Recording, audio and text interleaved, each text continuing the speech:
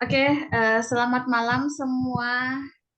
Semoga kita masih tetap selalu berada di lindungan Allah Subhanahu wa Ta'ala. Semangat semua, sedikit lagi kita sudah berada ke hari H. Kemudian tetap jaga kesehatan di kondisi seperti ini. Jangan lupa minum vitamin dan sebagainya. Oke, semangat, kita ketemu lagi di hari ini. Hari ini kita akan coba bedah soal FR. Kita coba bahas. Kemarin sebelumnya sudah ada di share. Saya perlihatkan lagi ya untuk FR yang sudah di share.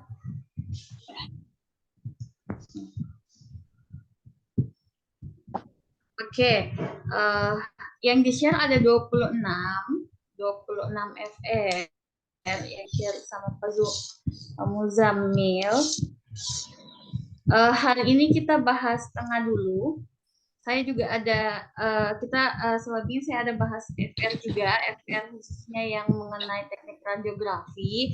Jadi sebelum kita bahas tengah dari FR ini, kita bahas 20 nomor FR sebelumnya. Oke, sambil kita tunggu yang lain untuk join, mungkin kita mulai saja ya.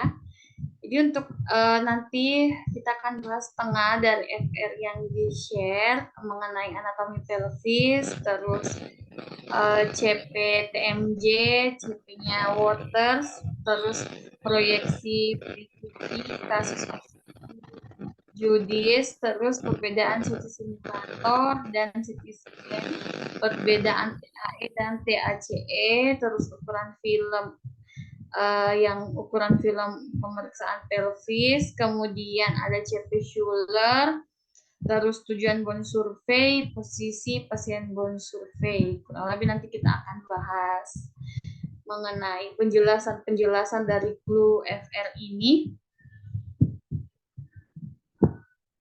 Oke, sebelumnya kita bahas pengantarnya dulu.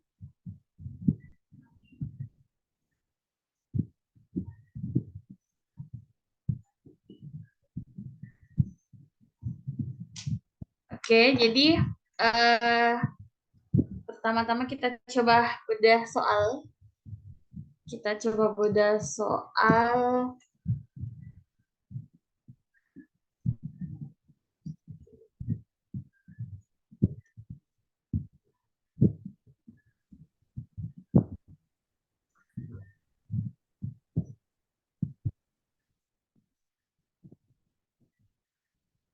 Oke, jadi sebenarnya kita untuk kita pahami, jadi sebenarnya kalau untuk anatomi soal, dari anatomi soal, model-model soal, seperti halnya tubuh sebenarnya konsepnya ya, karena memang walaupun dia bentuk soal, dia juga ada anatominya. Pertama memang dia akan terdiri dari vintage atau kasusnya. Jadi bagian soal ini biasanya akan berisi kasus-kasus yang berkaitan dengan seorang radiografer dan kita dituntut untuk memberikan jawaban yang benar terkait kasus tersebut.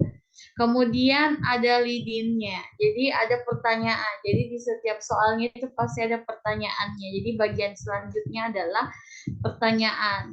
Biasanya kalau di soal seperti untuk P3K atau soal seperti UKOM atau soal-soal ujian lainnya, itu dia terdapat sebuah kasus yang real life. Jadi memang dia berdasarkan kasus-kasus yang sering terjadi di lapangan. Kemudian nanti akan ada pertanyaan yang harus kita jawab sesuai dengan kasus-kasus tersebut.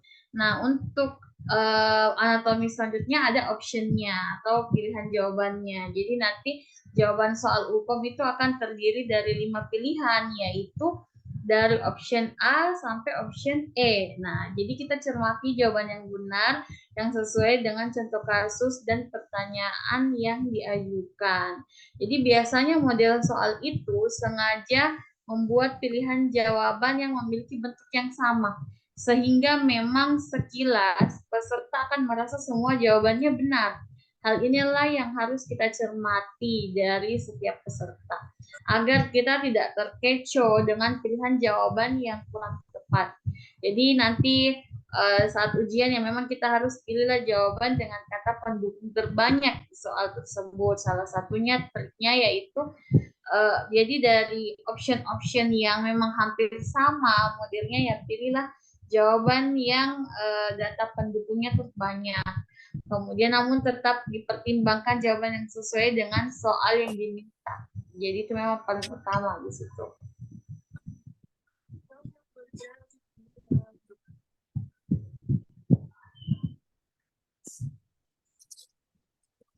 Oke, mari kita coba bedah soal. Oke, ini soal pertama.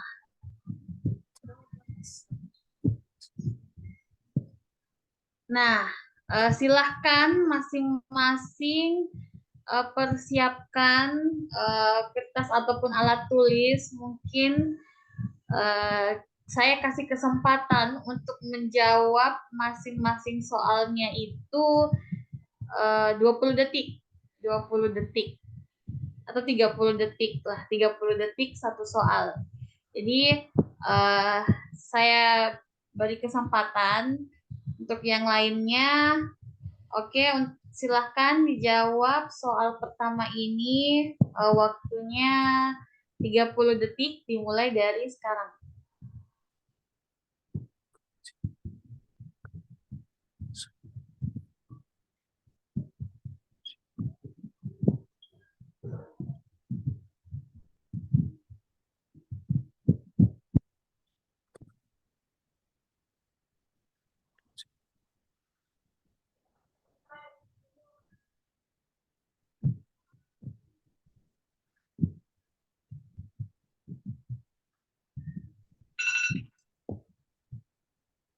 Oke, kita bahas langsung saja ya. Oke, di soal ini yang saya highlight kuning itu di situ clue-nya ya. Jadi di sini seorang radiografer itu menerima permintaan foto ronsen dari penderita yang sikut tangannya itu habis terbentur, di mana kondisi pasien yang mengalami kram yang hebat saat dia mengangkat tangannya.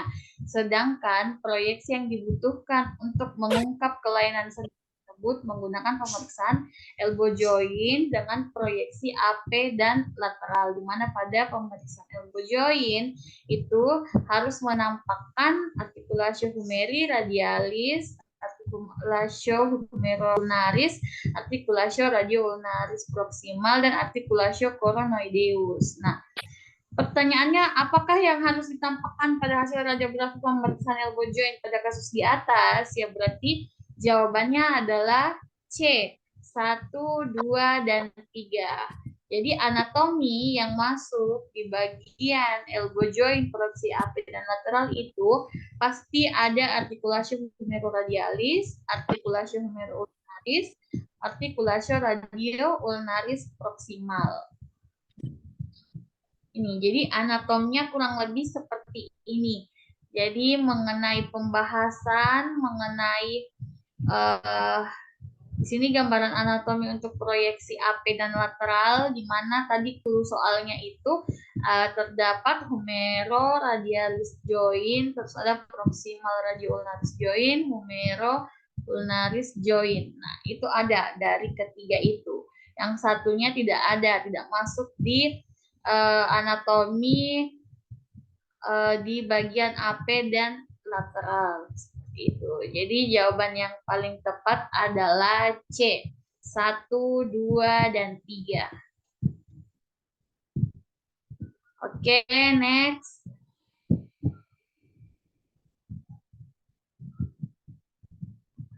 Oke, selanjutnya soal nomor 2. Kesempatan menjawab 30 detik. Saya beri waktu mulai dari sekarang.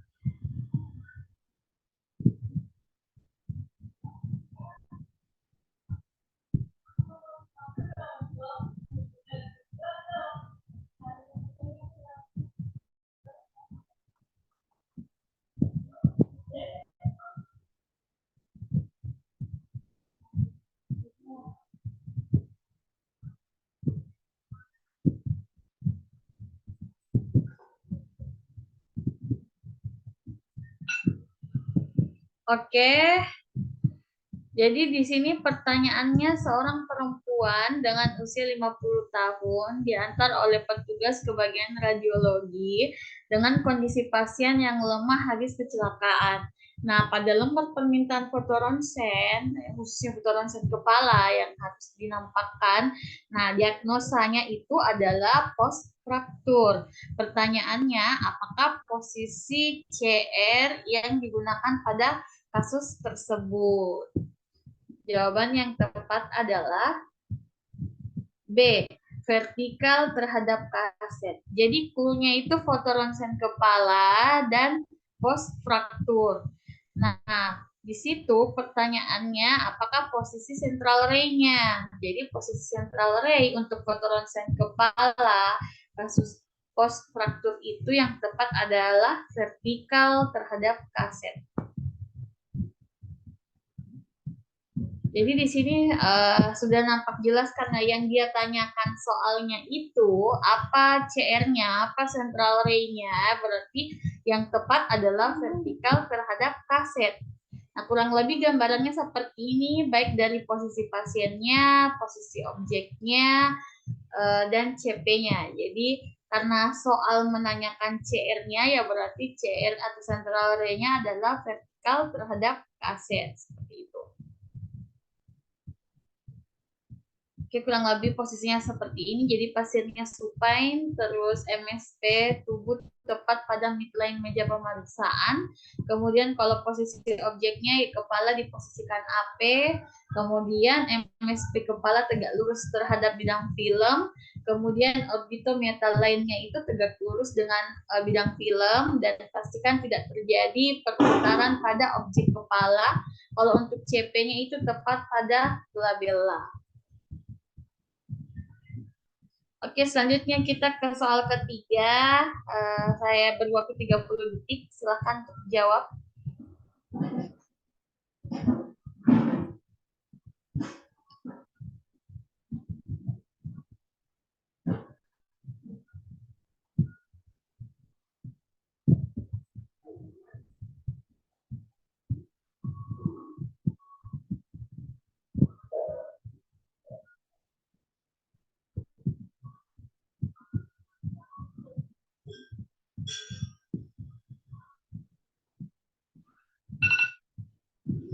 Oke, jadi di sini soalnya Amir itu berusia 12 tahun. Dia mengalami kecelakaan karena menginjak pecahan kaca, sehingga mengakibatkan telapak kaki kanannya itu berdarah dan diperkirakan kemasukan pecahan kaca. Nah, setelah melakukan pemeriksaan, dokter meminta untuk dilakukan foto ronsen osapedis, khususnya osapedis kanan, dengan indikasinya itu corpus alienum. Nah, dokter mengarahkan agar posisi objeknya dengan dirotasikan osa dan osa pedis ke arah medial hingga terbentuklah sudut 30 hingga 45 derajat dari kaset ke permukaan plantar osa pedis. Agar kedalaman kasetnya itu agar kedalaman benda asingnya itu dapat terlihat. Nah, pertanyaannya, apakah proyeksi yang tepat pada pemeriksaan osapedis di atas? Nah, jawaban yang tepat adalah B. Proyeksi AP oblik dengan medial rotation. Dari soalnya yaitu foto ronsen osapedis kanan, indikasinya corpus alienum. Nah, kemudian yang dirotasikan itu osa cruris dan osa pedis ke arah medial hingga terbentuklah sudut 30 sampai 45 derajat. Pertanyaannya, apakah proyeksi yang tepat pada pemeriksaan osa pedis? Seperti yang paling tepat memang adalah B, proyeksi AP oblik medial rotation. Bahasannya. Jadi untuk proyeksi yang dimaksud itu modelnya seperti ini ya, karena memang dia meminta tempatkan dia dirotasikan osa cruris dan osa pedisnya ke arah medial hingga terbentuk sudut 30 hingga 45 derajat.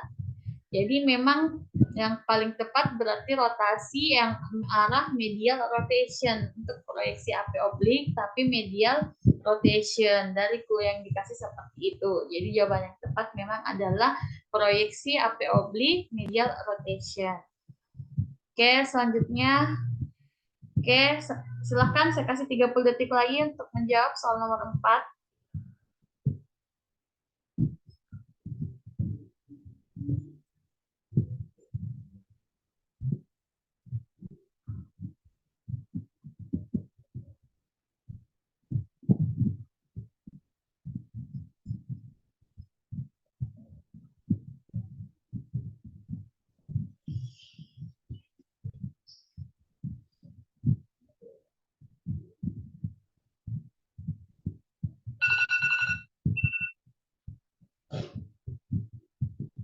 Oke, selanjutnya.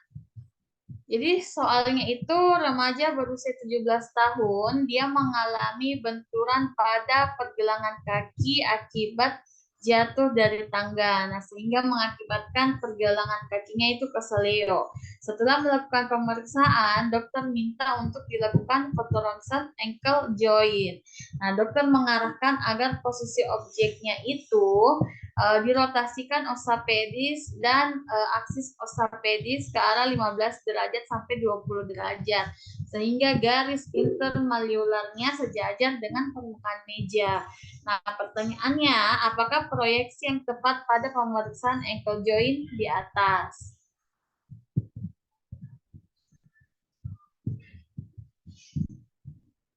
Nah, jawabannya yang tepat adalah C. Proyeksi AP mortis view. Di situ clue-nya bahwa foto ronsen ankle joint, kemudian posisi objeknya itu merotasikan osapedis dan aksis osapedis ke arah 15 derajat sampai 20 derajat, sehingga garis intermalleolarnya sejajar dengan permukaan meja. Nah, di situ yang ditanyakan proyeksi yang tepat. Ada pemeriksaan ankle joint. Kurang lebih gambarannya seperti ini. Jadi gambarannya kurang lebih seperti itu karena memang untuk proyeksi AP yang mortis view itu posisi objeknya memang mengarahkan osapedis dan aksis osapedis itu ke arah 15 derajat sampai 20 derajat sehingga garis intermalleolarnya sejajar dengan permukaan meja. Jadi memang yang paling tepat adalah proyeksi AP mortis view.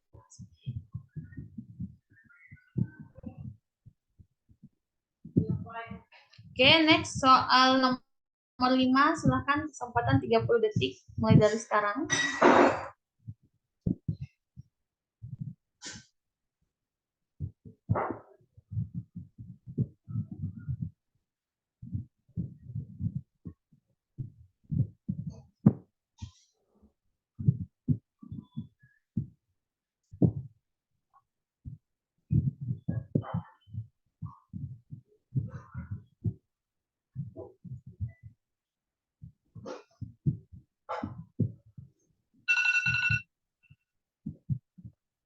Oke, jadi soalnya di sini kondisi seorang pasien itu dibawa oleh petugas ruangan radiologi dalam kondisi tubuh tidak tegak dengan surat pengantarnya itu pemeriksaannya torakolumbal, posisinya itu pemeriksaannya proyeksi AP.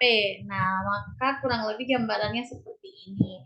Yang ditanyakan itu apa kondisi yang tepat dari gambaran torakolumbal di atas? Jawabannya yang paling tepat adalah B. Skoliosis. Di situ clue-nya foto torakolumbal dengan proyeksi AP yang ditanyakan klinisnya, terus gambarannya seperti itu. Nah, berarti sudah sangat jelas bahwa itu adalah klinis skoliosis. Karena memang skoliosis itu berarti lengkungan yang mengandung arti bahwa kondisi merupakan suatu kondisi patologi yang memang akan menyerang vertebra di servikal, torakal, dan lumbal yang nantinya membentuk kolumna vertikal dengan pusat vertebranya itu berada pada garis tengah. Jadi memang dia bentuknya lengkungan, kurang lebih mirip bentuk S kalau untuk kasus skoliosis. Jadi dari gambaran ini yang paling tepat adalah klinisnya skoliosis. Oke, selanjutnya soal nomor 6, kesempatan menjawab 30 detik mulai dari sekarang.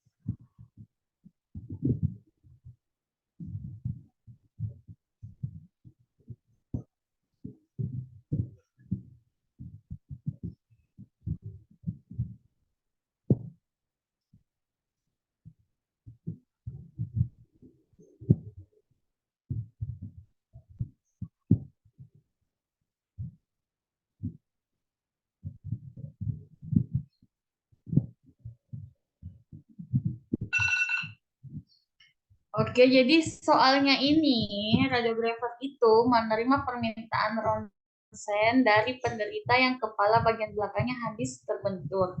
Nah, di mana kondisi pasien itu mengalami pusing yang tepat saat dia menggerakkan kepalanya. Sedangkan proyeksi yang dibutuhkan itu untuk mengungkapkan kasus perlu menggunakan pemeriksaan dengan proyeksi AP, di mana pemeriksaan kranium tersebut harus menampakkan salah satu di situ anatomi yang dipaparkan ada sagittal sutura, terus frontal bone, ada occipital bone, parietal bone, crista galli, dan ethmoid sinus. Nah, ditanyakan di situ bahwa apa yang harus ditampakkan pada gambaran radiografi pemeriksaan kranium. Nah, berarti jawaban yang tepat adalah C. 1, 2, 5, dan 6. Soalnya itu pemeriksaannya kepala bagian belakang dan proyeksinya itu AP. Nah, situ anatomi untuk proyeksi AP kurang lebih seperti ini. Jadi sudah sangat kelihatan bahwa ada sutura sagittalis di situ, ada frontal, terus ada crista galli, ada sinus ethmoidal di situ. Jadi sudah sesuai bahwa yang paling tepat memang adalah poin 1, 2, 5, dan 6.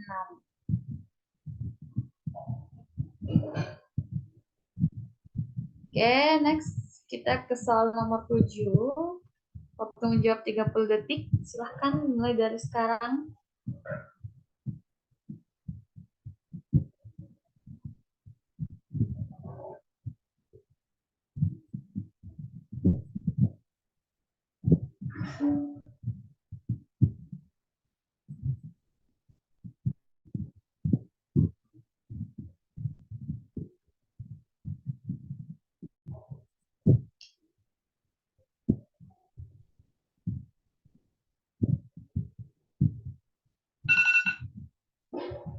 Oke, kalau di soal nomor 7 ini, seorang perempuan datang ke instalasi radiologi dengan membawa surat pengantar foto. Nah, pada lembar permintaan foto ronsennya yang diminta foto ronsen kepala yang harus menampakkan selatur sika dari sisi belakang. Nah, dengan titik bidik pengambilan foto itu menembus selatur sika. Apakah posisi central ray yang digunakan pada kasus tersebut?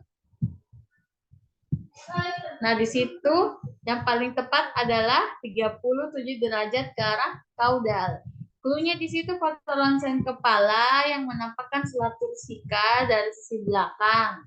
Nah, berarti yang tepat itu kurang lebih fotonya itu dan pemeriksaannya berarti proyeksi selatur sika. Tapi karena dia maunya yang dari sisi belakang berarti dia posisi AP aksial. Nah, kalau foto selatur sika terus proyeksinya itu AP aksial, berarti kalau yang ditanyakan arah sinarnya ya berarti dia mengarah 37 derajat ke arah kaudal di situ kan. CP-nya itu tetap menembus ke arah selatur sika.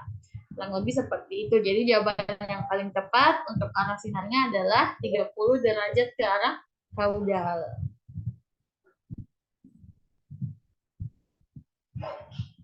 Next, soal nomor 8, 30 detik dari sekarang, silahkan.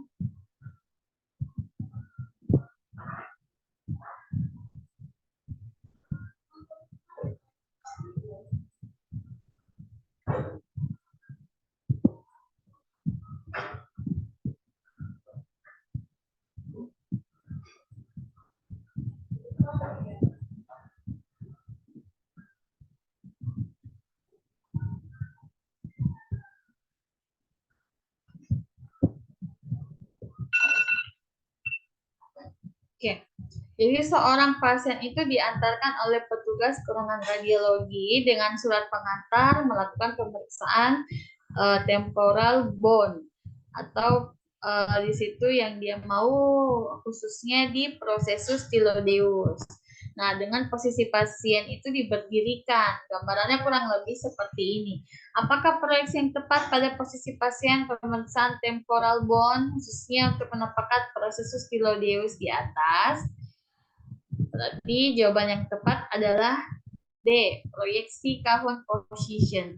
Di situ clue-nya temporal bone yang menampakkan prosesus tilodeus. Nah, kalau untuk proyeksi kahun position, kurang lebih gambarannya seperti ini, sama dengan yang ada di soal. Jadi, di situ untuk kahun position, arah sinarnya itu 25 derajat ke arah kranial. Dan CP-nya itu menembus nasion. Dari sesuai dengan clue yang diberikan soal, berarti memang yang paling tepat adalah jawabannya kahun position. Seperti itu. Oke, next. Kita ke soal selanjutnya. Oke, 30 detik dari sekarang. Silakan jawab.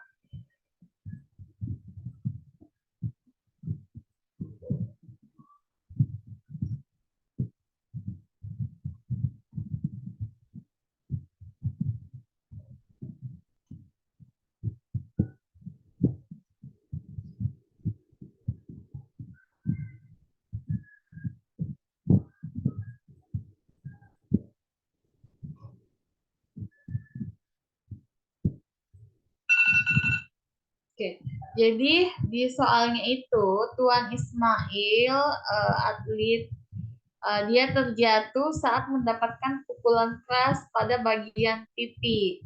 Nah, sehingga mengakibatkan tulang pipinya itu retak dan bengkak dan terlihat banyak darah. Setelah dilakukan pemeriksaan, disarankan untuk melakukan foto ronsen arches zygomaticum karena retakannya itu terjadi dan terjadi juga pembengkakan. Nah, pada proyeksinya itu, dokter mengharapkan hasil radiografinya itu menampakkan zygomatikum dan mandibulanya agar tidak overlap dan tidak berotasi. Nah, pertanyaannya, apakah jenis proyeksi pemeriksaan yang tepat pada kasus tersebut? Yang tepat adalah method modified tone. Jadi di situ clue-nya itu ronsennya arches zygomaticum. Kemudian yang ditampakkan itu zygomaticum dan mandibula yang tidak overlap dan tidak berotasi. Nah, proyeksi yang tepat memang adalah method modified tone. Kurang lebih gambarannya itu seperti ini. Jadi di situ clue-nya dia bilang kalau zygomatikum dan mandibulanya itu tidak overlap dan tidak berotasi. Jadi untuk menampakkan agar zygomatikum dan si mandibulanya tidak overlap, tidak berotasi, di situ memang berarti yang paling tepat adalah metode modified tone karena memang khusus untuk ingin menampakkan zygomatikumnya di situ. Jadi yang paling tepat memang adalah metode modified tone. Oke, next. Soal nomor 10, 30 detik dari sekarang.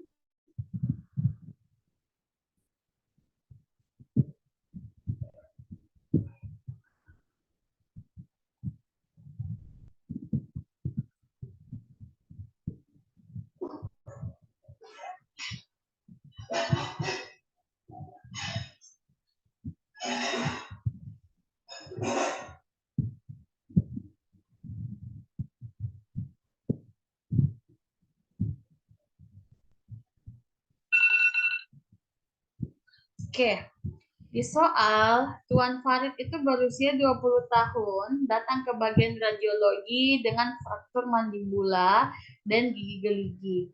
Nah, dokter meminta foto untuk melihat perkembangan perbaikan fraktur. Apakah jenis teknik radiografi yang bisa dihasilkan pada gambaran radiografi yang optimal? Berarti jawabannya adalah B, panoramik fotografi. Clue-nya itu kan dia fraktur mandibula dan gigi geligi.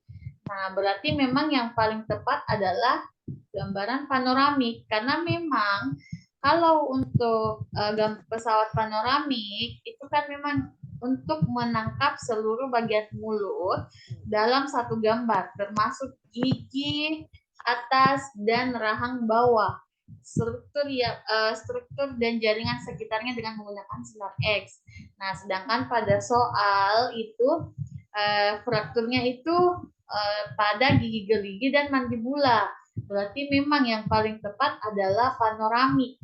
Karena memang panoramik itu menggambarkan keseluruhan mulut baik dari rahang atas maupun rahang bawah. Jadi yang paling optimal memang menggunakan X-ray panoramik. Oke, next soal nomor 11, 30 detik dari sekarang.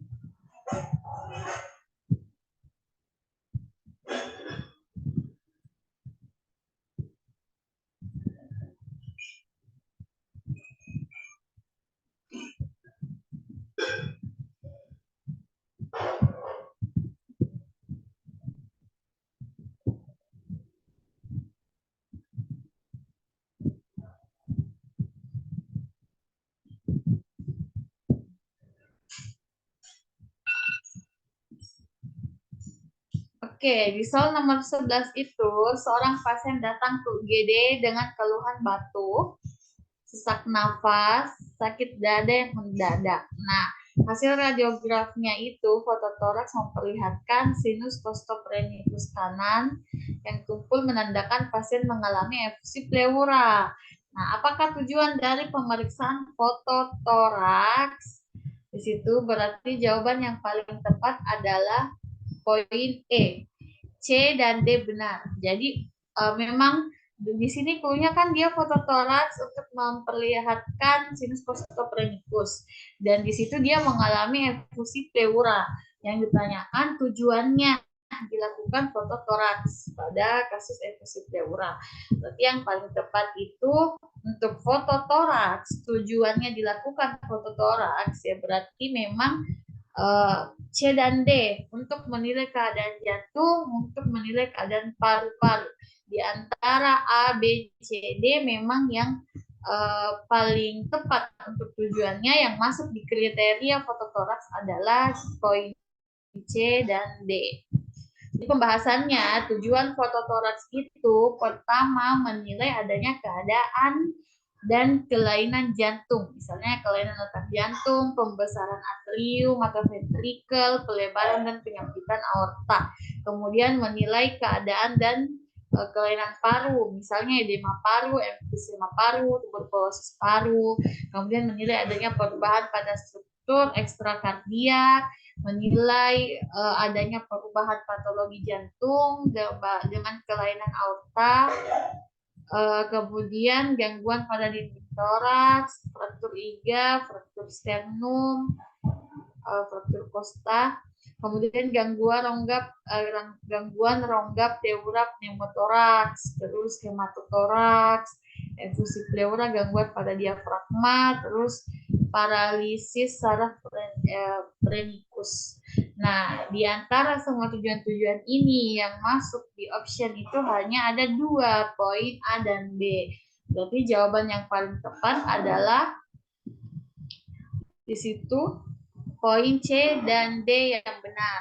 Jadi menilai keadaan jantung dan menilai keadaan paru-paru. Yang sama di bagian yang saya highlight merah, poin A dan B menilai kelainan jantung dan menilai kelainan paru. Oke, next soal nomor 12, 30 detik dari sekarang.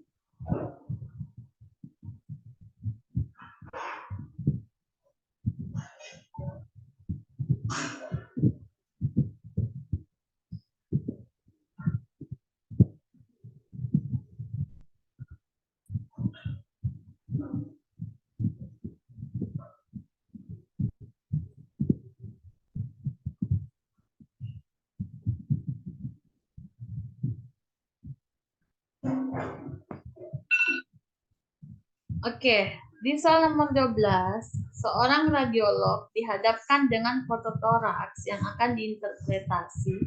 Nah, salah satu dari kesekian yang dinilai dalam interpretasinya adalah jantung. Nah, yang ditanyakan, apakah nama rumus yang digunakan untuk mengukur jantung pasien? Nah, berarti jawaban yang paling tepat adalah A, kardiothoracic ratio. Cluenya fototoraks terus dinilai dalam interpretasi adalah jantung. Yang ditanyakan rumus yang digunakan untuk mengukur jantung. Berarti yang paling tepat adalah poin A, kardiothoracic ratio. Jadi memang CTR ini dia mengukur jantung. Di sini kurang lebih di sini ada gambarannya, gambaran rumusnya untuk mengukur jantung. Jadi di CTR ini memang rumusnya A tambah B dibagi dengan C. Kalau A itu jarak MSP dengan dinding kanan terjauh jantung. Nah, kalau B itu jarak MSP dengan dinding kiri terjauh jantung. Nah, kalau C jarak titik terluar bayangan paru kanan dan kiri. Jadi itu rumusnya dari CTR. Berarti jawaban yang paling tepat adalah poin A. Untuk rumusnya yaitu rumus kardiothoracic ratio. Oke. Next soal nomor 13.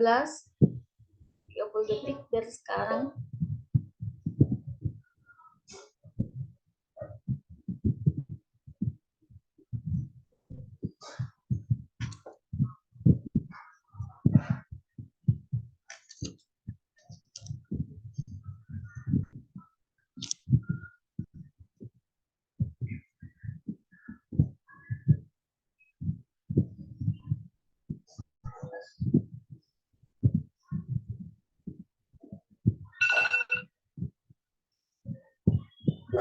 Oke, di soal nomor 13 itu pada pemeriksaan di abdomen 3 posisi menggunakan proyeksi LLD bukan RLD.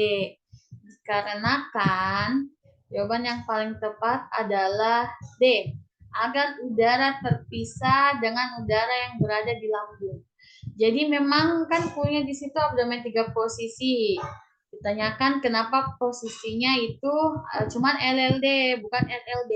Mengapa dibuat LLD bukan RLD pada abdomen 3 posisi supaya terpisah udara di lambung. Jadi pada pasien yang memang tersangka ada kebocoran di dinding ususnya, udara akan berada pada permukaan teratas. Jika dibuat foto RLD, udara bebas itu akan tak nampak atau udara bebas itu akan tampak menyatu atau bercampur dengan udara yang ada di usus.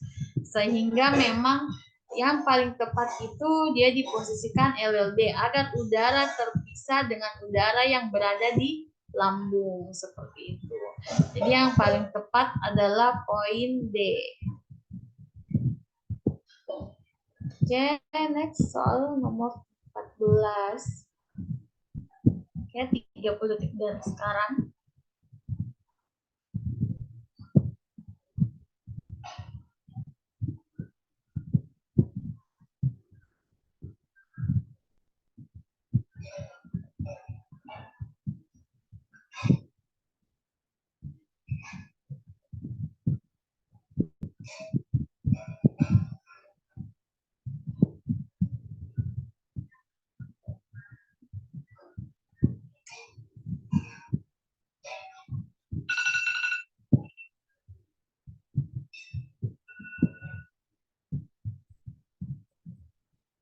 Oke, di sini di soal nomor 14 itu seorang pasien datang dari Poli dengan keluhan sakit pada perut. Nah, dokter Poli mengirim pasien tersebut ke radiologi untuk dilakukan foto abdomen 3 posisi. Apakah tujuan proyeksi AP tegak pada pemeriksaan abdomen 3 posisi tersebut? Pilihan jawabannya ada A untuk memperlihatkan struktur anatomi, B untuk memperlihatkan diafragma, C untuk memperlihatkan udara bebas di bawah diafragma, D untuk memperlihatkan udara bebas yang berada di lambung, dan E untuk memperlihatkan udara bebas di atas diafragma. Nah, dari kelima option ini, jawaban yang paling tepat adalah C, untuk memperlihatkan udara bebas di bawah diafragma. Di sini clue-nya kan foto 3 abdomen. Nah, yang ditanyakan itu tujuannya proyeksi AP setengah duduk. Nah, apakah tujuan dari masing-masing? Kita ke masing-masing dulu ya. Jadi kalau abdomen AP itu memang memperlihatkan ada atau tidaknya penebalan pada kolon yang disebabkan karena massa atau gas pada kolon itu. Nah, kalau abdomen setengah duduk untuk menampakkan udara bebas di bawah diafragma. Nah, kalau untuk abdomen LRD untuk memperlihatkan air fluid level atau udara bebas yang mungkin kira-kira ada akibat perforasi kolon. Berarti dari yang ditanyakan tujuan dari proyeksi AP setengah duduk, berarti yang paling tepat poin C untuk memperlihatkan udara bebas di bawah diafragma. Seperti itu. Oke, next soal nomor 15, 30 detik dari sekarang.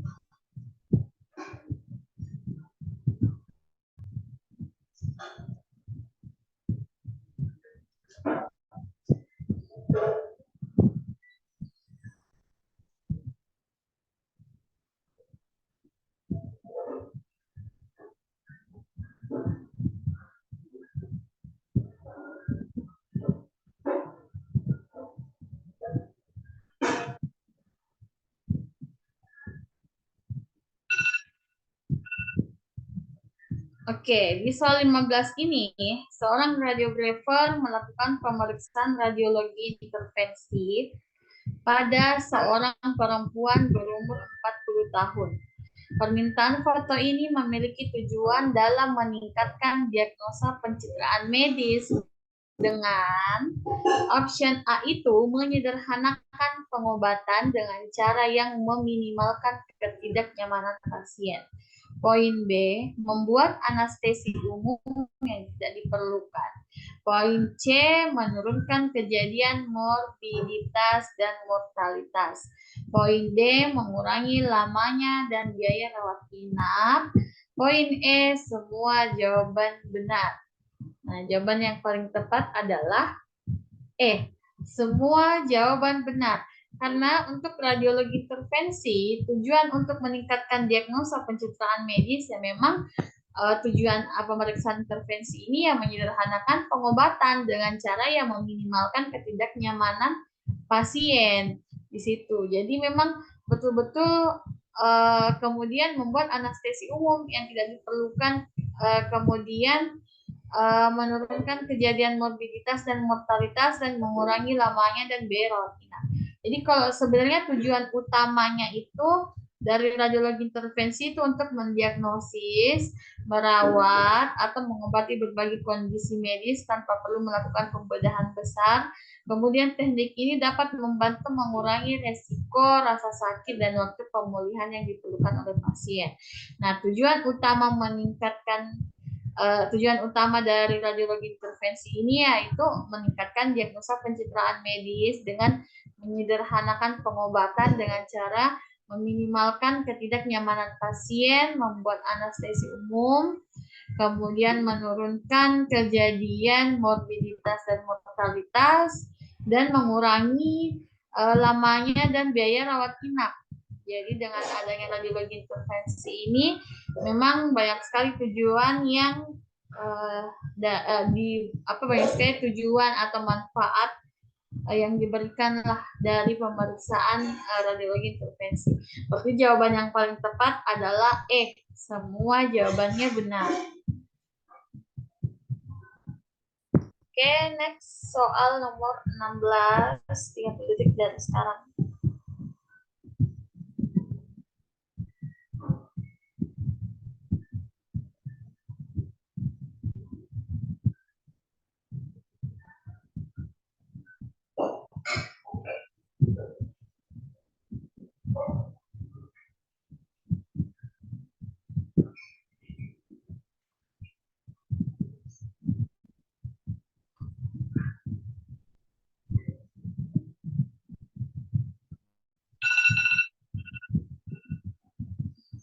Oke, di soal nomor 16 ini, Jadi seorang pasien yang datang ke ruangan radiologi sudah melakukan pemeriksaan radiografi intervensi dengan pemeriksaan menggunakan media kontras untuk melihat sistem biliaris pada klinis batu empedu.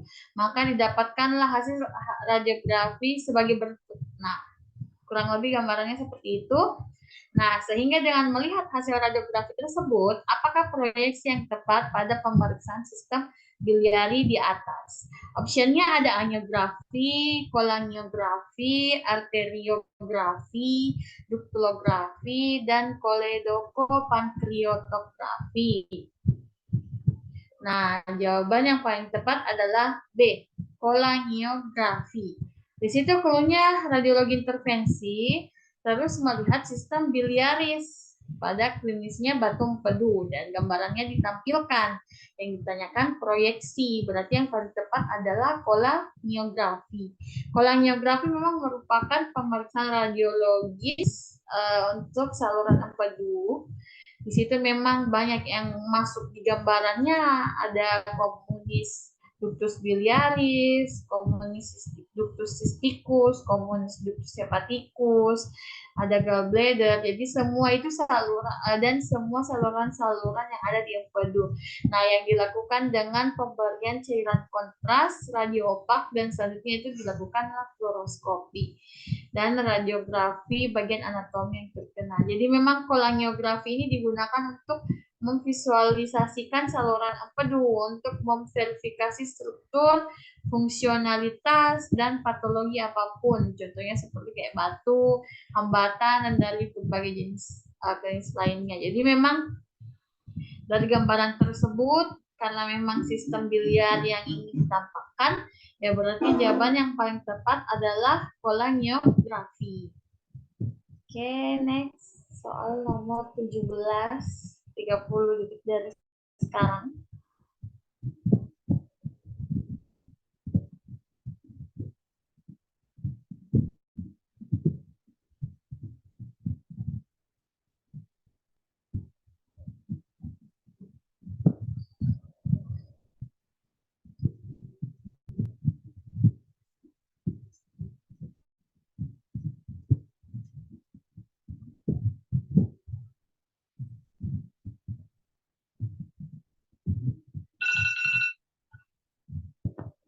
Oke, di soal nomor 17 itu, Tuan A berusia 50 tahun, mengalami penyakit aneurisma.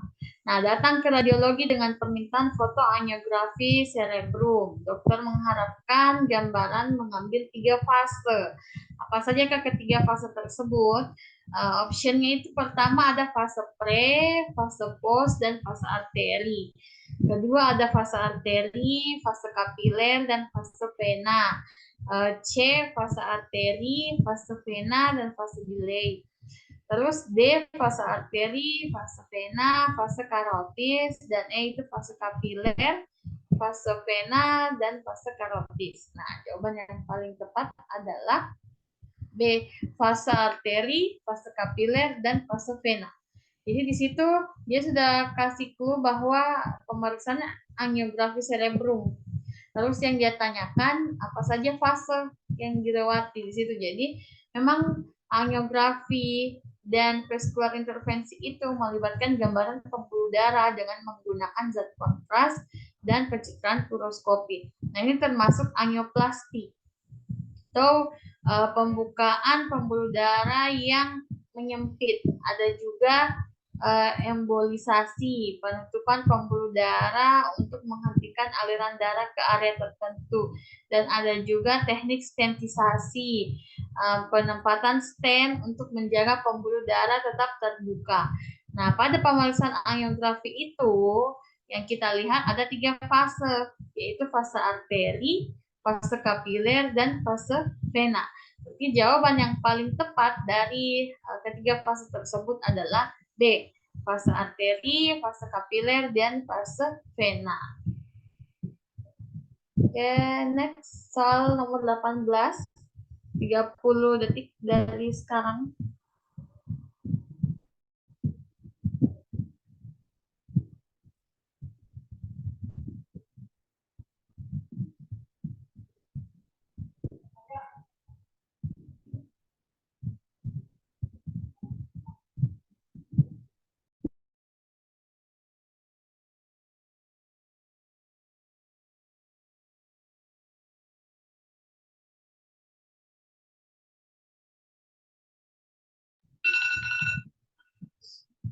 Oke.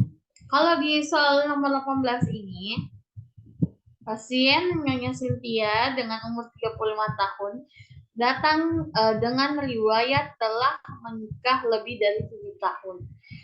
Dia belum dikaruniai keturunan. Nah, dia diperiksa ke dokter obgyn, dicurigai ada penyempitan di tuba falopi.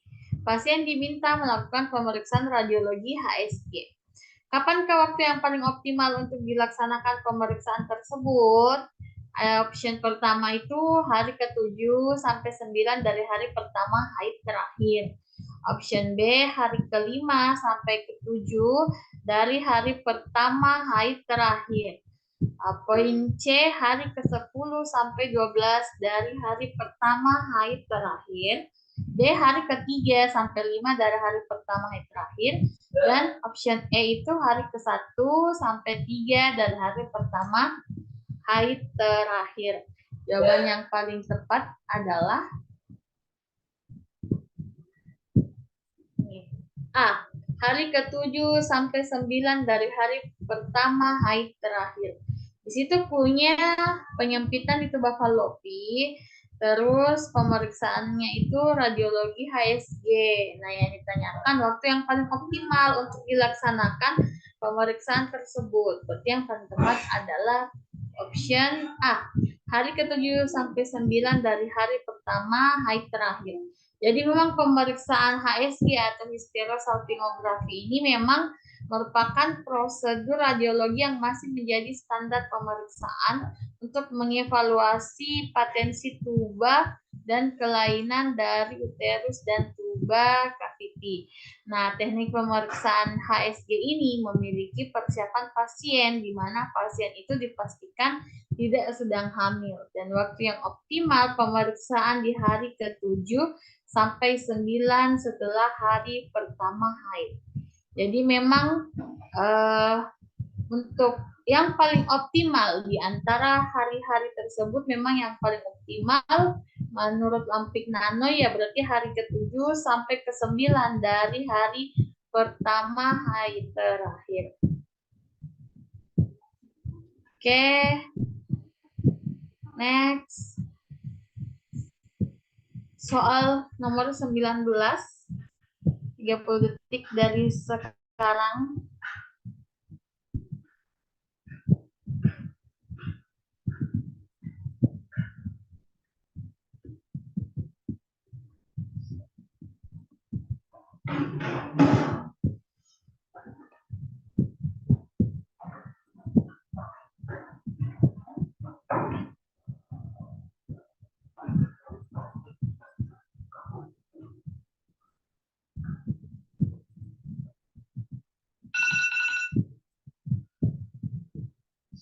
Oke, di soal nomor 9 itu, seorang perempuan dengan usia 50 tahun, dia menggunakan berangkar dan infus dengan kondisi lemah, diantar oleh petugas ke bagian radiologi. Nah, pada lembar permintaan pemeriksaan, tertulis bahwa riwayat penyakitnya sudah 3 hari mengalami sesak nafas.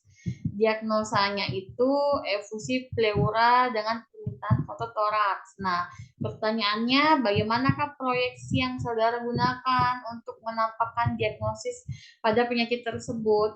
Pilihannya ada radiografi toraks dengan proyeksi lateral tegak, ada radiografi toraks dengan proyeksi AP tegak, terus radiografi toraks dengan proyeksi PA tegak, kemudian radiografi toraks dengan proyeksi AP supine, dan radiografi toraks dengan proyeksi PA supine.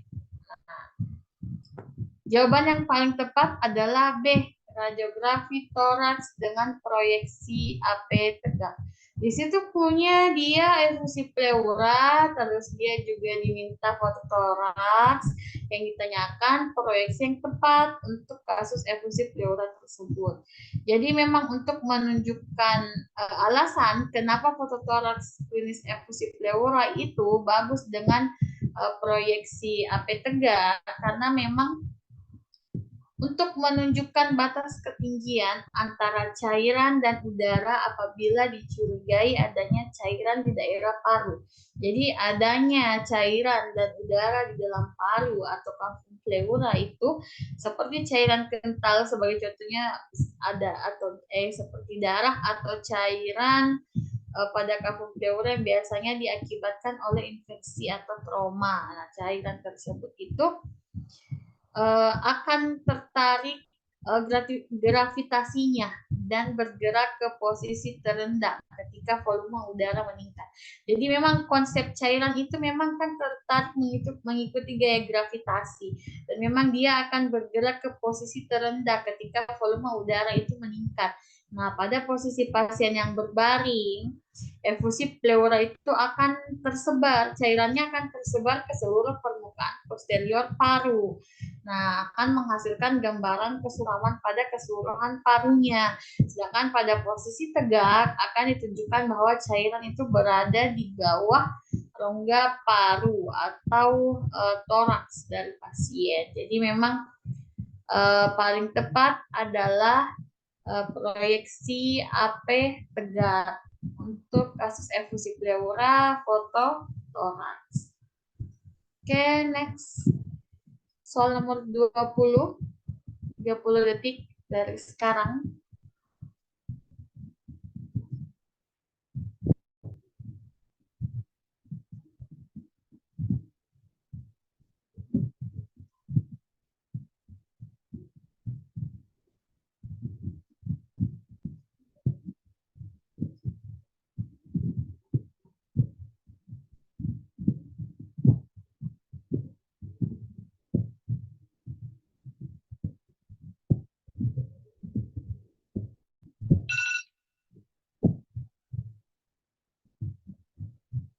Oke, di soal nomor 20 ini, seorang pasien mengalami sesak nafas akut dan tidak sadarkan diri. Pasien tersebut segera diberikan perawatan di ruang ICU. Dokter menyarankan untuk segera melakukan pemeriksaan radiologi. Apakah alat yang digunakan untuk melakukan pemeriksaan radiologi pada pasien tersebut? Pilihannya ada X-ray, kondensator, discharge, terus ada X-ray konvensional, ada X-ray portable, ada X-ray mobile, dan X-ray C-arm. Nah, jawaban yang paling tepat adalah X-ray mobile. Jadi memang punya di situ dia pasien perawatan ICU yang tidak sadarkan diri, dan alat yang digunakan untuk pemeriksaan tersebut memang yang paling tepat adalah X-ray mobile. Jadi karena kan pesawat X-ray mobile itu atau mobile ronsen itu kan merupakan pesawat sinar X yang mudah dipindahkan dari satu ruangan ke ruangan lain, dari tempat satu ke tempat yang lain. Dan mobile X-ray ini sesuai dengan namanya ya merupakan alat sinar X yang mempunyai fleksibilitas yang tinggi karena bisa dibawa secara mobile kemana-mana sesuai dengan keinginan dari user yang akan menggunakan. Jadi alat sinar X ini yang biasanya memang sering terdapat di ruangan ICU, UGD yang membutuhkan diagnosa yang cepat untuk memberi penanganan yang cepat juga pada pasien yang sedang mengalami keadaan darurat. Jadi memang yang paling tepat adalah X-ray mobile. Dari kondisi pasien yang berada di ruang ICU, memang yang paling sesuai adalah menggunakan X-ray mobile.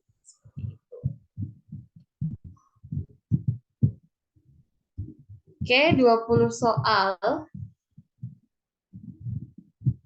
Sudah kita coba bedah, sudah kita coba bahas. Oke, ada kolom komentar. Kalau korpus bukannya lateral kah untuk melihat kedalaman benda tersebut masuk? Oke, kita lihat soalnya dulu.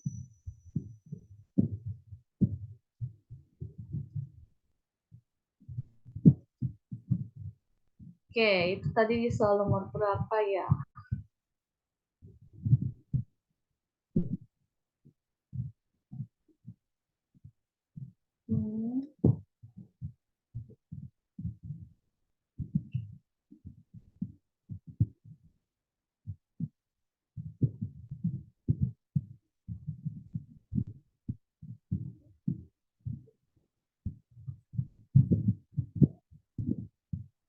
Ini ya.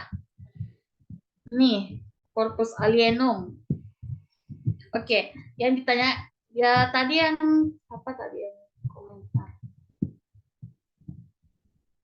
Oke, ins. Oke, kalau korpus alienum bukannya lateral Kak untuk melihat kedalaman benda tersebut masuk. Kayaknya yang dimaksud soal ini ya, soal nomor 3 ini. Di sini soalnya memang kasusnya memang korpus alienum. Korpus alienum, foto ronsennya ostapedis. Nah, cuman di soal ini dia bilang bahwa dia maunya itu posisi objeknya itu dirotasikan osa cruris dan osa pedisnya ke arah medial sehingga terbentuk sudut 30 sampai 45 derajat. Nah, kalau foto lateral, kalau untuk foto lateral itu dia tidak menyudut. Jadi posisi objeknya itu tidak rotasi, osa cruris dan osa pedisnya itu tidak rotasi ke arah medial. Sedangkan kalau di sini soalnya itu dia bilang kalau posisi objeknya itu dia berotasi osa cruris dan osa pedisnya ke arah medial sehingga terbentuk sudut 30 hingga 45 derajat. Nah, sebenarnya titik pengecohnya memang berada pada indikasi korpus alienum. Biasanya memang kalau kasusnya korpus alienum biasa diposisikan lateral. Kalau tidak ada syarat khusus dari dokter pengantar. Kalau tidak ada permintaan khusus dari dokter pengantar, mungkin bisa kita pakai inisiasi foto lateral. Cuman di sini di soalnya dia mengarahkan agar posisi objeknya itu dirotasikan osa cruris dan osa pedisnya ke arah medial hingga terbentuk sudut 30 sampai 45 derajat. Jadi memang karena kondisinya seperti itu berarti yang paling tepat adalah B, proyeksi AP oblik medial rotation. Karena kalau kita pilih posisi proyeksi lateral itu tidak ada yang kita rotasikan sehingga menyudut 30 hingga 45 derajat. Kurang lebih gambarannya seperti ini.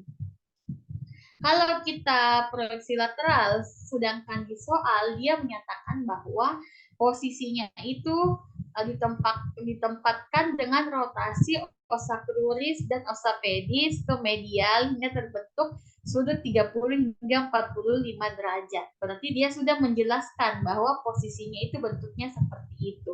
Kalau kita menjawab dia proyeksi lateral, ya berarti proyeksi lateral itu tidak ada penyudutan arah rotasi 30 hingga 45 derajat. Proyeksi lateral ya betul-betul terhadap posisi lateralnya. Nah, berarti memang sebenarnya letak pengecohnya ada di indikasi korpus alienumnya. Jadi memang sebenarnya dalam suatu soal seperti ini kita sudah bahas tadi mengenai anatomi soalnya.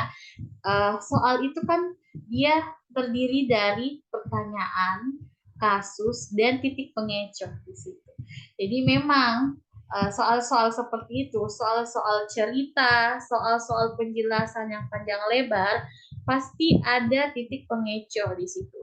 Tapi di situ punya sudah sangat jelas bahwa dia menunjukkan bahwa posisinya itu dirotasikan osa cruris di mana dia menyudut 30 sampai 45 derajat. Jadi berarti yang paling tepat memang dia oblik seperti itu. Oke, silahkan. Dari 20 soal tadi, silahkan isi di kolom komentar berapa benarnya biar kita evaluasi lagi. Dari 20 soal tadi yang sudah dibahas, boleh silahkan tulis di kolom komentar berapa jumlah benarnya. Oke, yang izin untuk dinas malam, monggo silahkan semangat untuk dinasnya. Oke, boleh silahkan untuk tulis di kolom komentar jumlah benarnya dari 20 soal tadi yang kita bedah. Oke, ada berapa biar kita evaluasi.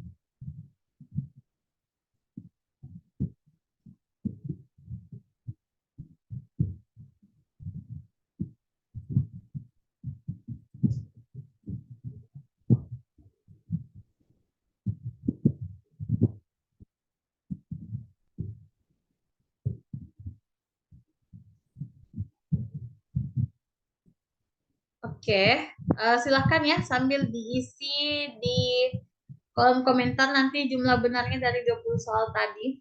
Oke, selanjutnya kita akan bahas lagi mengenai FR yang sudah di-share. Di sini FR-nya kita bahas setengah dulu ya, nanti selanjutnya kita bahas lagi setengahnya. Sini FR-nya anatomi pelvis, terus CP dari pemeriksaan TMJ, CP dari Waters, proyeksi PTC, kasus absorpsi, jaundice, terus perbedaan CT simulator dan CT scan, perbedaan TAE dan TACE, terus ukuran film pelvis, CP Schuler, tujuan bone survey, dan posisi pasien bone survey. Oke, kita bahas.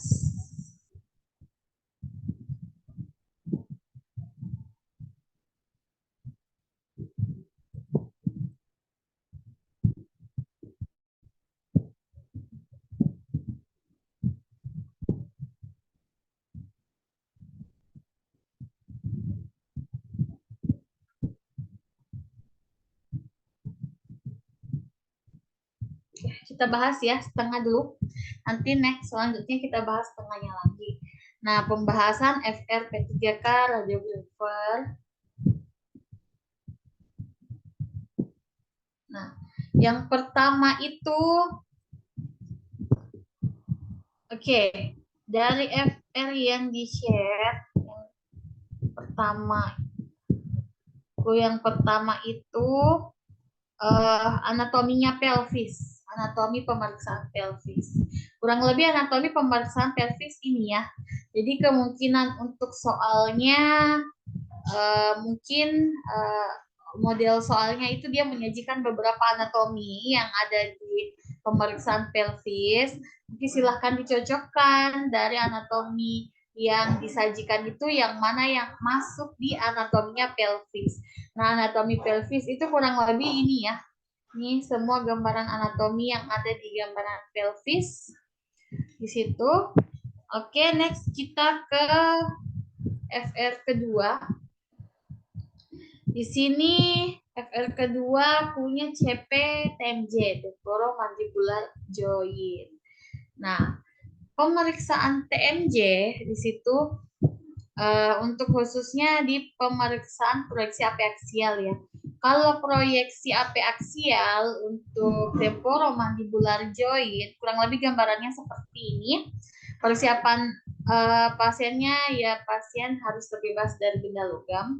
Posisi pasiennya, posisikan pasien di posisi supine atau erect.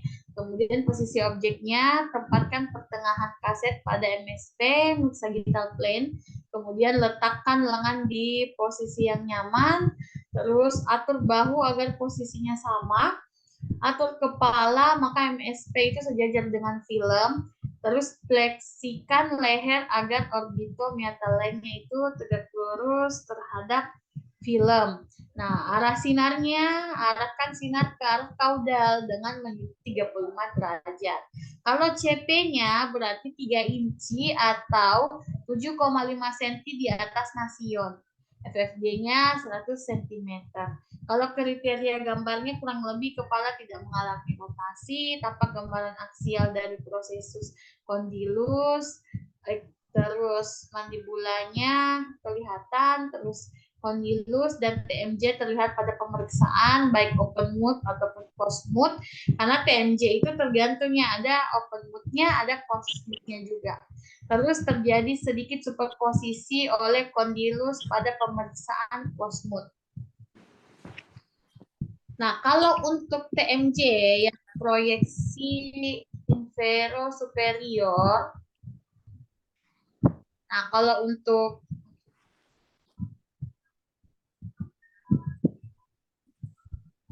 ini, kalau untuk proyeksi inferior superior transfasial, ini yang biasanya sebenarnya paling sering ya yang digunakan untuk TMJ.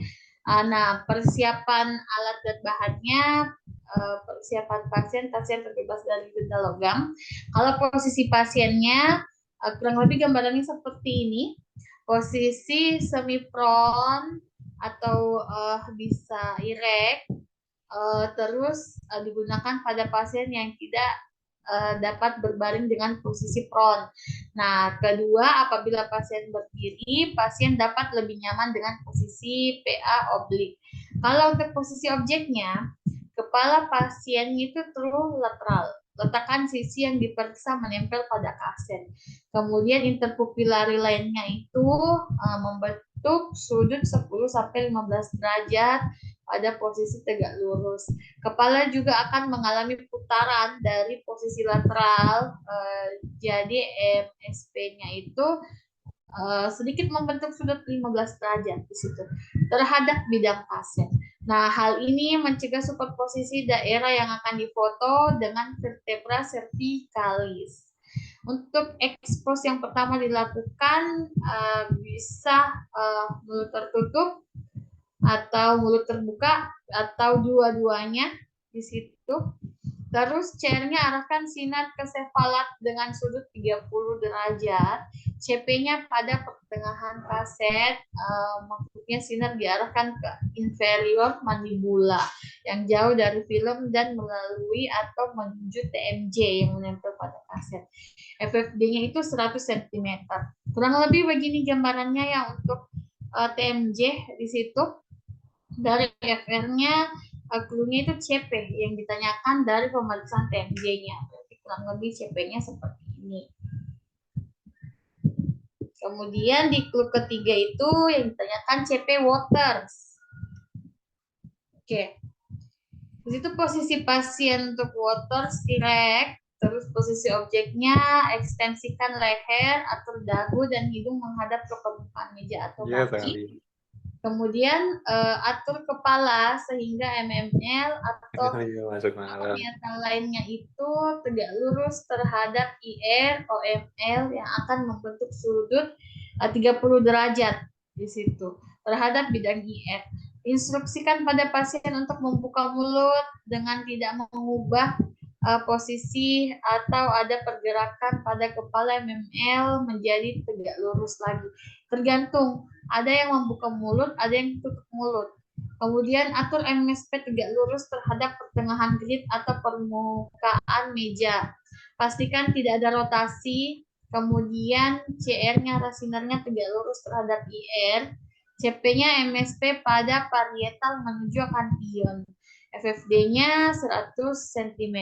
Struktur yang ditampakkan, tampak bagian inferior sinus maxillaris, terus bebas dari superposisi dengan prosesus alveolar dan petrous ridge, terus inferior orbitarim, terus tampak gambaran sinus frontalis oblik, terus sinus penoidalis, terus tampak apabila pasiennya membuka mulut. Oke. Next, FR nomor 4. Di situ proyeksi PTC, kasus obstruksi jaundice. Nah, kasus ini di sini biasanya disebut, kalau untuk pada kasus obstruksi jaundice ini biasanya berasal dari bahasa Greek. Jadi dia artinya kuning.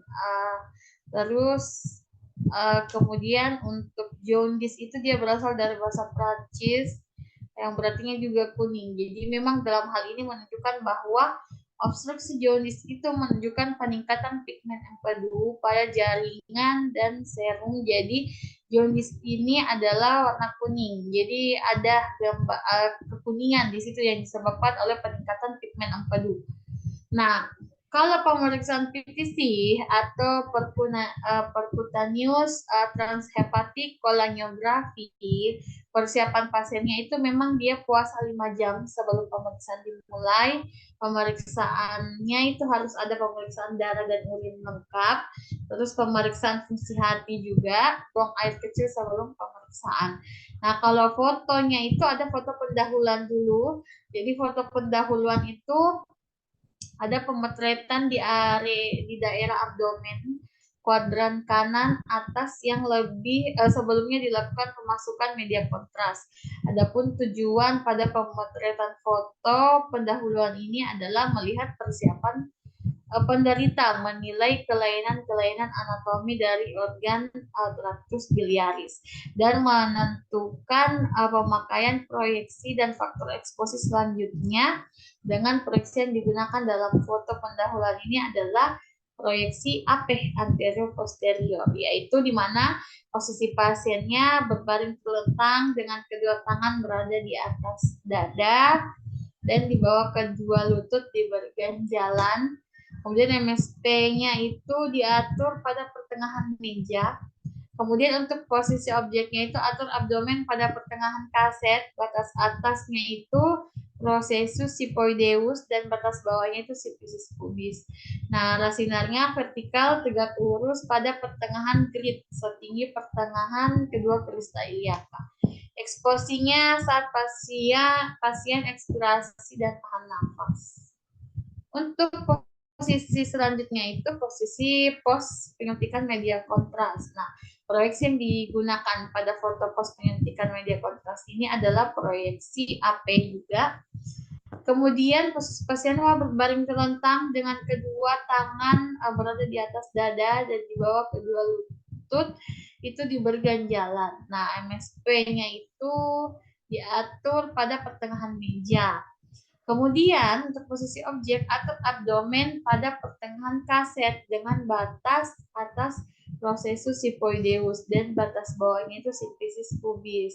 Arah sinarnya vertikal tegak lurus pada pertengahan grid setinggi pertengahan kedua krista iliaka. Eksposinya saat pasien ekspirasi dan tahan nafas. Kurang lebih gambarannya untuk PTC seperti ini. Oke, kita ke FR nomor 5, perbedaan CT simulator dan CT scan. Jadi CT scan yang digunakan untuk penyinaran dan perencanaan simulasi pada radioterapi itu disebut CT simulator. Nah, prinsip dasar CT simulator itu pada umumnya sama dengan CT scan untuk diagnostik, yaitu menggunakan prinsip atenuasi atau pelemahan energi sinar X pada materi yang disinari. Nah, format data yang dihasilkan pada CT yaitu menggunakan DICOM atau Digital Imaging and Communication in Medicine. Nah, pada radioterapi, CT simulator itu selain untuk simulasi penyinaran dapat juga digunakan untuk mengoreksi ketidakhomogen jaringan dalam perencanaan pengobatan radioterapi. Kelebihan dari CT simulator adalah memberikan gambaran anatomi irisan demi irisan yang dapat dilihat dari semua bidang. Nah, sedangkan kalau CT scan biasanya atau komputer tomografi scanner, yang prosedur pemeriksaan medisnya menggunakan kombinasi teknologi sinar X dan sistem komputer khusus untuk menghasilkan gambaran organ, tulang, dan jaringan lunak di dalam tubuh. Gambaran dari hasil pemeriksaan CT scan itu dapat memberikan informasi yang lebih rinci dan akurat daripada foto ronsen biasa. Prosedur medis ini juga biasanya tidak memakan waktu lama dan tidak menimbulkan rasa sakit.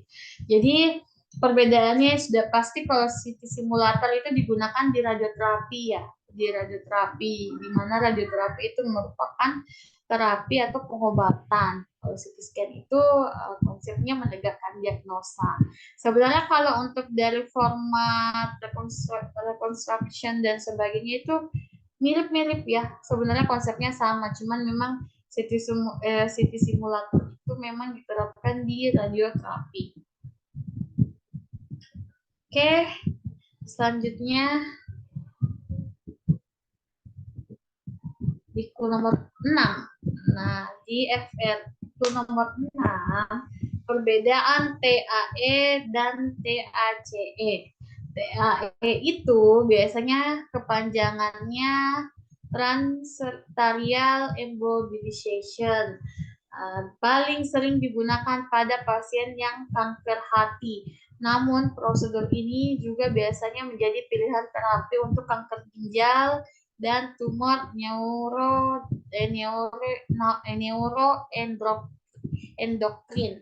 Nah, sedangkan untuk THCE itu merupakan transarterial chemoembolization atau THCE dengan tindakan minimal invasif yang dilakukan untuk menangani kanker hati. THCE ini prosedur yang mengombinasikan embobilisasi dan kemoterapi. Tindakan ini dilakukan dengan menyuntikkan obat kemoterapi ke area kanker serta menghambat aliran darah menuju sel kanker pada organ hati. Tindakan THCE kerap dijadikan sebagai alternatif pengobatan kanker hati karena dapat menghambat pertumbuhan tumor dengan tingkat keberhasilan hingga mencapai 70%. Selain itu, karena tindakan THCE langsung menargetkan sel tumor, resiko efek samping yang ditimbulkan juga cenderung lebih rendah dibandingkan dengan pengobatan kanker lainnya. Jadi kurang lebih penjelasannya seperti itu untuk TAE dan THCE. Jadi THCE juga memang biasanya digunakan di kemoterapi atau biasa di radioterapi gitu. Selanjutnya di nomor 7 ukuran film pelvis. Kalau dia membujur ya kita gunakan 24 sama sebenarnya ya. Membujur dan melintang kita pakai 24 kali 30. Sebenarnya ada juga yang menggunakan 35 kali 35. Jadi tergantung dari kondisi pasiennya. Nah, untuk film radiografi itu sendiri kan merupakan semacam film yang digunakan sebagai tempat terciptanya gambar radiograf dalam ilmu radiologi. Dan pada pemeriksaan radiodiagnostik konvensional sangat memerlukan film radiografi. Film ini merupakan alat yang dapat digunakan untuk mencatat gambaran secara permanen. Jadi yang terbuat dari bahan-bahan khusus. Dan pembuatan film radiografi ini dilakukan dengan ketepatan dan prosedur kualitas yang tinggi. Jadi peralatan produksi yang digunakan harus bersih karena pengotoran atau kontaminasi walaupun hanya sedikit dapat mengurangi dan membatasi film sinar X itu menembus dengan objek. Jadi kurang lebih memang film itu sebagai tempat terciptanya gambaran radiografi, khususnya di ilmu radiologi.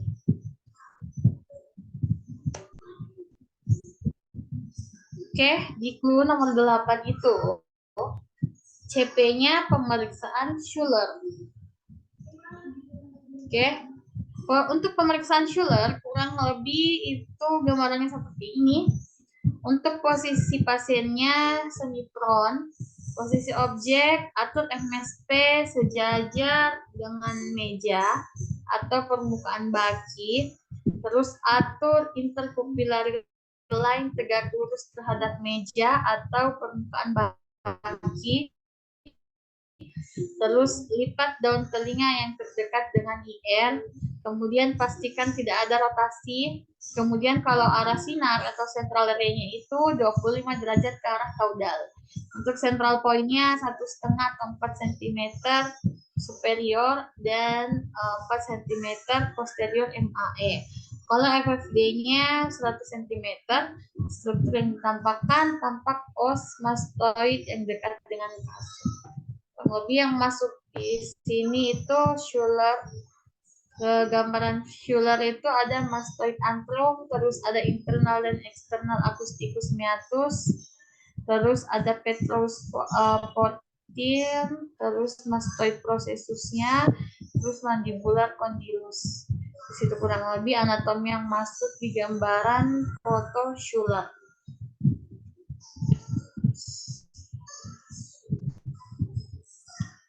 Oke, kemudian di clue FR selanjutnya ada tujuan bone survey dan posisi pasien bone survey.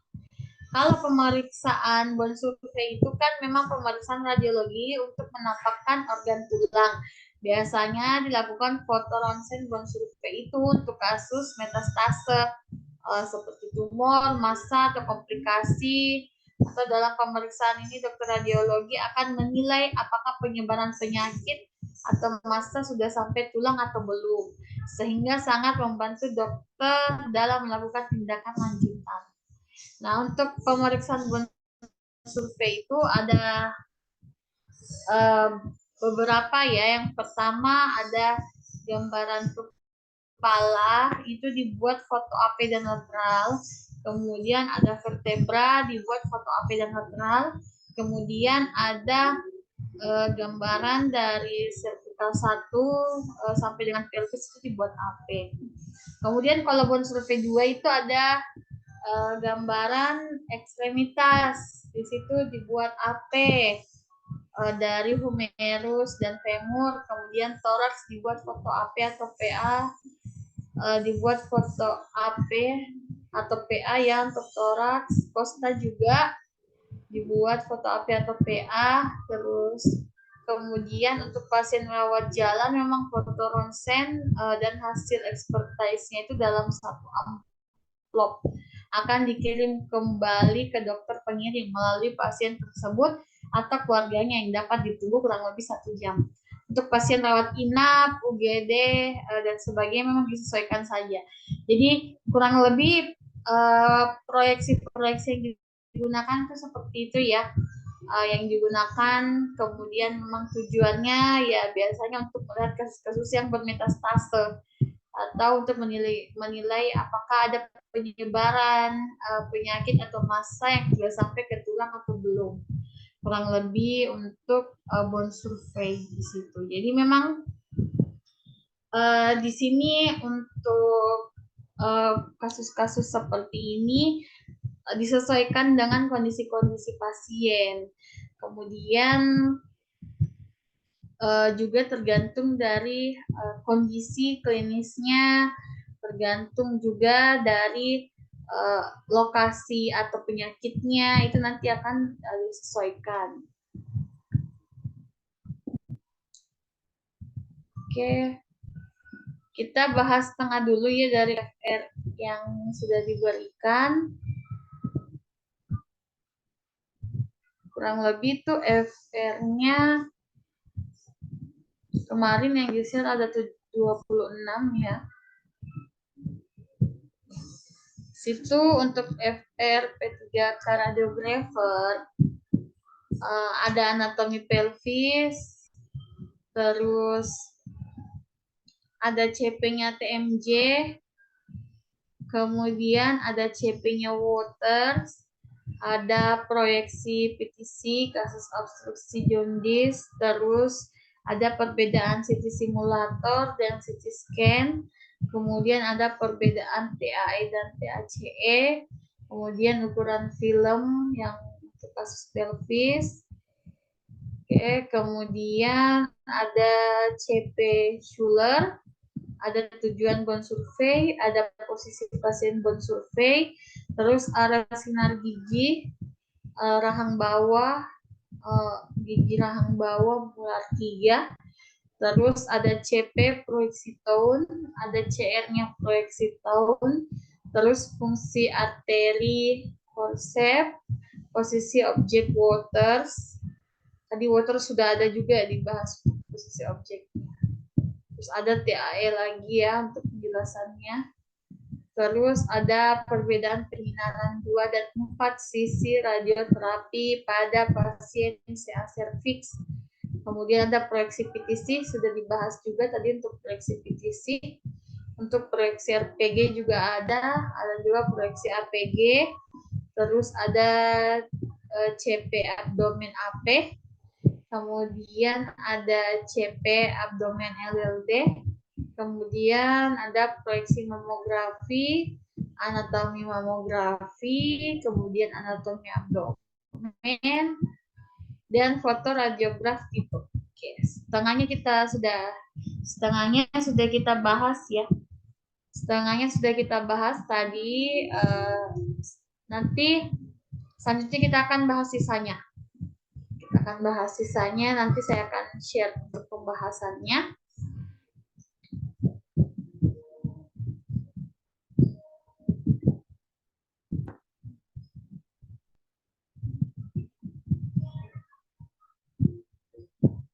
Oke, jadi saya harapkan semuanya semangatnya ditingkatkan lagi.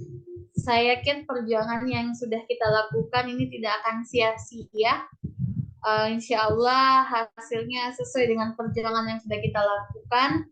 Karena memang sebenarnya dunia yang kita ciptakan itu memang adalah proses berpikir kita sendiri. Jadi itu tidak bisa diubah tanpa mengubah pemikiran kita terlebih dahulu. Dan karena memang sebenarnya itu takdir bukanlah masalah kebetulan ya. Jadi takdir itu memang bukan masalah kebetulan. Ini memang masalah pilihan sebenarnya. Jadi itu bukan hal yang kita tunggu, itu adalah hal yang harus dicapai dan diusahakan. Jadi memang mari kita sama-sama melalui proses ini, karena saya yakin memang orang hebat itu tidak dihasilkan dari kemudahan, kesenangan, dan kenyamanan, tapi memang orang hebat itu terbentuk melalui kesulitan, tantangan, dan air mata. Jadi nikmatilah prosesnya, sesulit apapun pelajaran, sesulit apapun prosesnya, sesulit apapun cobaan, ujian yang kita lalui, ya jangan pernah meragukan potensi kita sendiri. Karena saya yakin berjuang itu memang capek, namun kesuksesan memang membutuhkan suatu perjuangan. Jadi janganlah hindari perjuangan itu ya, karena perjuangan itu akan menjadi saksi nyata di suatu masa kelak nanti. Jadi ini menjadi suatu pelajaran bagi kita semua. Kita berproses, kita belajar, kita memahami bertahap demi bertahap, dan saya yakin insya Allah ini tidak akan sia-sia. Proses yang kita lalui, tahap yang sudah kita lalui, insya Allah akan menjadi bekal yang sangat besar untuk suatu saat nanti, dan menjadi bekal pada saat ujian nanti, insya Allah. Jadi kita usahakan semua, insya Allah nanti akan tambah padat. Nanti saya juga akan share beberapa materi, beberapa teori-teori, referensi-referensi. Ada Google Drive yang sudah saya share di grup. Nanti saya akan update terus Google Drive-nya. Saya akan tambahkan file-file materi di situ, pembahasan-pembahasan di situ. Nanti silahkan bisa dibaca-baca, dilihat-lihat. Kita juga selain kita fokus ke FR yang sudah diberikan, kita juga latihan-latihan, baca teori-teori, baca referensi baik di jurnal-jurnal penelitian yang terupdate, buku-buku, terus pengalaman yang ada di lapangan, kondisi-kondisi, karena memang soalnya itu combination yang ada di real life, yang ada kondisi di lapangan, dan teori. Jadi itu harus kita seimbangkan. Dan kadang memang sebenarnya yang di lapangan itu yang kita gunakan tidak serumit dengan apa yang ada di teori sebenarnya. Karena memang keseringan kita menggunakan proyeksi-proyeksi rutin. Sehingga untuk proyeksi-proyeksi tambahan mungkin akan jarang kita temukan di lapangan. Nah, kalau di soal-soal mungkin memang akan ditemukan soal-soal model seperti itu, proyeksi-proyeksi tambahan, kondisi-kondisinya, terus model-model kasusnya, dan memang ada letak pengeco di soal. Sama seperti tadi, memang kita fokus di corpus alienum, ya kita pasti fokus ya pasti dia proyeksinya lateral. Cuman di situ dia menggambarkan bahwa posisinya itu dirotasikan, dioblikkan dengan metode 30 sampai 45 derajat. Berarti memang kalau posisinya seperti itu ya memang proyeksinya yang medial rotation seperti itu. Posisi oblik medial rotation. Jadi foto medial rotation pun bisa untuk corpus alienum seperti itu. Jadi memang kita baca baik-baik soalnya yang akan kita hadapi nanti. Kita lihat yang paling pertama juga biasanya kalau tips dari saya itu, saya biasanya paling pertama baca soal, saya lihat pertanyaannya dulu. Saya pastikan apa yang ditanyakan. Jangan sampai kita mengulang-ulang ceritanya, kita mengulang-ulang baca soalnya. Pas kita ulang soalnya, langsung kita baca ceritanya, Terus kemudian kita baca soalnya yang ditanyakan, kemudian kita bingung, kita baca lagi, ya itu berarti berulang-ulang, jadi membutuhkan waktu yang panjang.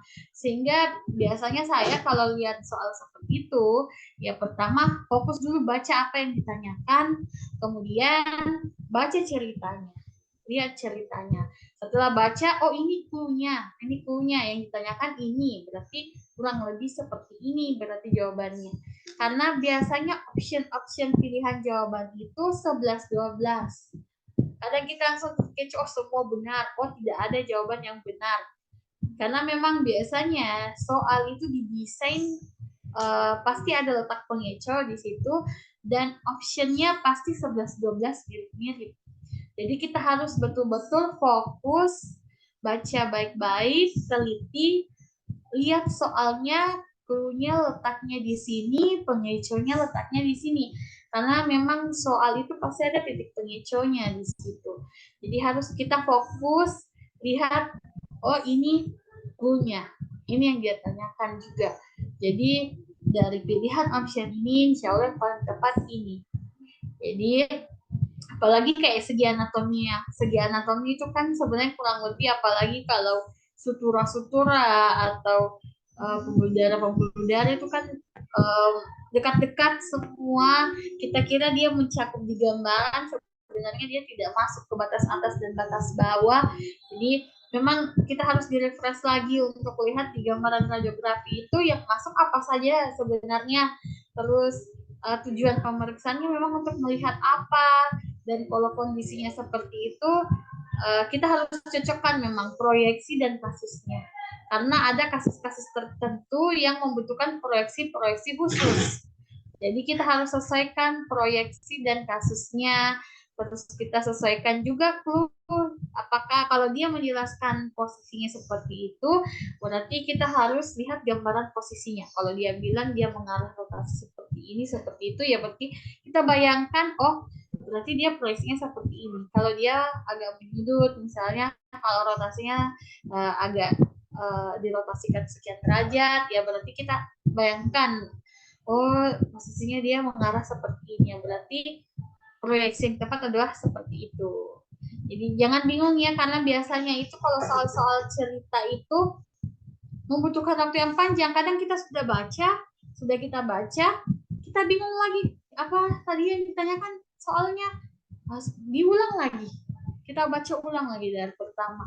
Jadi fokus, kita harus fokus baca, harus fokus dulu apa yang dia tanyakan, harus fokus dulu lihat apa yang dia tanyakan. Habis kita tahu apa yang dia tanyakan, baru kita baca ceritanya. Kita lihat ceritanya, kondisinya seperti ini, kasusnya seperti ini, posisinya seperti ini, baru kita cocokkan, oh yang dia tanyakan seperti ini, berarti yang paling tepat adalah jawabannya ini. Seperti itu. Jadi pelan-pelan saja. Kalau kita membaca soal, tidak usah terburu-buru, fokus. Karena kadang juga kalau terburu-buru ya tidak fokus jadinya ya.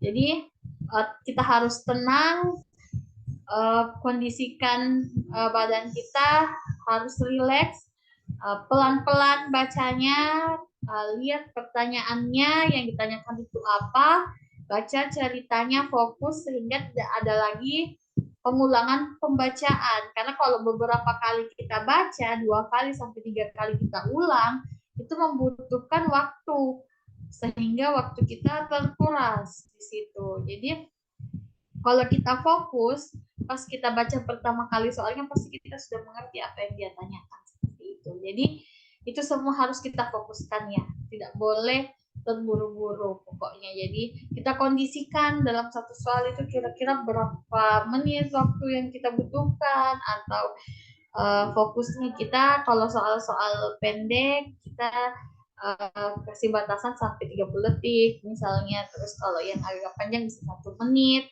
Itu kita sesuaikan di situ. Pokoknya jangan lupa jaga kesehatan, minum vitamin sebanyak-banyaknya, makan yang teratur, karena kondisi cuaca saat ini memang tidak cukup sangat tidak memungkinkan ya. Jadi saya harap nanti pada saat menghadapi ujian kita sudah berada di posisi yang sudah siap mental, siap segalanya, siap menghadapi ujian di depan mata. Pokoknya kita sudah siap tempur di situ. Jadi semuanya harus kita hantam semua pokoknya. Soalnya harus kita hantam semua, insya Allah bisa selesaikan dan sesuai target. Amin. Kita sama-sama di sini. Oke, semangat semuanya. Mungkin dari saya sampai di sini. Saya akan share materi-materi dan pembahasan-pembahasannya. Semoga sesuai dengan apa yang kita harapkan semuanya. Jadi saya mohon maaf apabila ada salah kata dari saya ya. Lebih dan kurangnya mohon dimaafkan. Tetap jaga kesehatan semua. Sampai ketemu di next pertemuan selanjutnya. Oke, selamat istirahat semua. Terima kasih banyak. Mungkin silahkan. Oke, lebih dan kurangnya mohon dimaafkan. Assalamualaikum warahmatullahi wabarakatuh.